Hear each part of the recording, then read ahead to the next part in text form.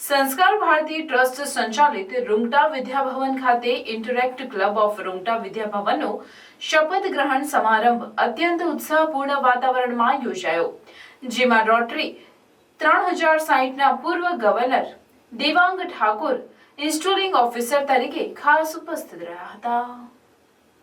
કાર્યક્રમની શરૂઆતમાં interact chairman doctor Parth બારોટે શાળાના આચાર્ય દિવ્યજીતસિંહ ઝાલાને ઔપચારિક રીતે ઇન્ટરેક્ટ ચાર્ટર સોંપ્યો હતો। આ ક્ષણે ઉપસ્થિત સૌ મહેમાનો અને વિદ્યાર્થીઓએ તાળીઓના ગડગડાટથી આ ક્ષણને વધાવી લીધી હતી। ત્યારબાદ દેવાંગ ઠાકોરે નવનિયુક્ત પ્રમુખ કુમારી શ્રુતિ શ્રીવાસ્તવ અને તેમના સમગ્ર બોર્ડને હોદ્દાના શપથ લેવડાવ્યા હતા। આ સાથે નવા નેતૃત્વ હેઠળ ઇન્ટરેક્ટ ક્લબની નવી સફરનો પ્રારંભ થયો હતો।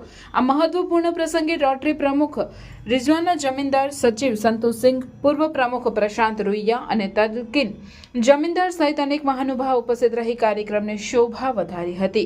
તેમની ઉપસ્થિતિએ આ કાર્યક્રમને વધુ મહત્વ અને ગરિમા પ્રદાન કરી હતી। પોતાના પ્રેરણાદાયી સંબોધનમાં શ્રી દેવાંગ ઠાકોરે ઇન્ટરેક્ટનું મહત્વ વિસ્તારથી સમજાવ્યું। તેમણે વિદ્યાર્થીઓને આ સંગઠનમાં જોડાવા અને સામાજિક કાર્યોમાં સક્રિય ભાગ લેવા માટે પ્રોત્સાહિત કર્યા હતા। તેમના શબ્દોએ યુવા વિદ્યાર્થીઓમાં નવો જોશ અને ઉત્સાહ ભર્યો હતો।